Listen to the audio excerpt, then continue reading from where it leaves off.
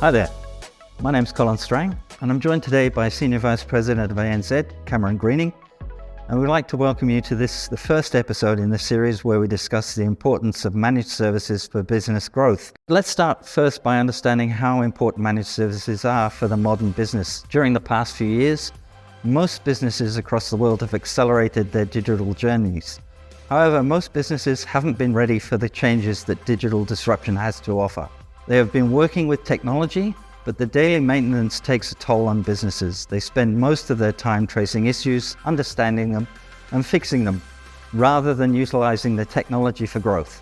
It is here that managed services comes in handy, a provider that understands the technology and the issues that emerge. They help you sort out the day-to-day issues, such as fixing a report, fixing a job that's not running properly, for example, so that you can focus on what really matters. So Cam, let's take a step back and take stock of how drastically technology has changed businesses across the world. 72% of organisations attribute their success during the crisis down to adapting or adopting to new technologies. Organisations that increase capital expenditure in digital technology outperform the competitors who didn't. Business leaders are definitely taking note of this. Now, it's now maybe a year later and the C-suite have clearly shifted their focus from survival to long-term goals. They're looking to build early adopter advantage by reinventing their business models and process through new digital capabilities.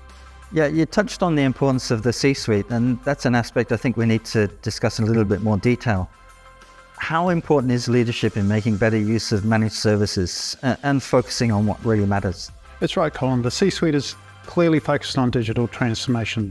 But despite often ambitious plans for growth, leaders are finding themselves firefighting day-to-day tech and application issues, and they're struggling to deliver the necessary innovation to create business value. Look, leaders must find a way to solve this, or they're going to risk losing critical business momentum. Yeah, correct. And while tech spending is projected to hit around 4.6 trillion this year, that's up 5.5% over last year. Business leaders are expected to dial in capital expenditure and look to do effectively more with less with the fear of this global recession. Heavy investments also mean that technology initiatives simply cannot afford to fail. Leaders are increasingly looking outside the organization to ensure that their digital investments bring in a quick ROI, minimal delays and risk, and without additional overheads. An AMS partner can help businesses do just that. Is that your experience? Yeah, absolutely. Look, while the benefits of an application managed service partner are numerous, the primary benefit is the ability to reduce or even remove the burden of the day-to-day tech application management. Like, having the right partner can not only manage the health of your core ERP through routine maintenance, but can also deliver permanent solutions and enhancements to your core solution. Look, this is the foundation for regaining that all-important business momentum. Application downtime can have a significant impact on a business.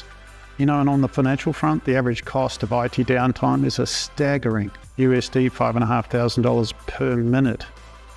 Having a solid AMSP will focus on making the technology work. Yeah, agreed. Businesses are struggling to find and retain the resources required to scale up. How do you think managed services can support businesses on the people front, Cam? Look, a key part of the resource challenge is that businesses have had to run lean, relying on their key tech staff. Highly skilled and valuable employees have found themselves taking on the burden of keeping the solution lights on, so to speak. It's not what they signed up for, and they need help. Trying to find the right skills, onboard them, retain them, is proving difficult and expensive. Look, you add to that the breadth of new tech and the rate of change, and you've got a pretty tough cycle to break. In summary, leaders are faced with how to retain their high-tech value staff, enable them to prioritize innovation, and still keep the business delivering the all-important day-to-day results. Good news is, help is at hand. Look, for example, the business can adopt a resource augmentation model, embedding a range of contracted tech resources into their organization. That augmented team works as an extension of the in-house tech team, but it's focused on the delivery support, fixes and permanent improvements, right through to the low-level developments. The benefits are broad and almost immediate. For example, retention of key staff, innovation and momentum, they're all back on track.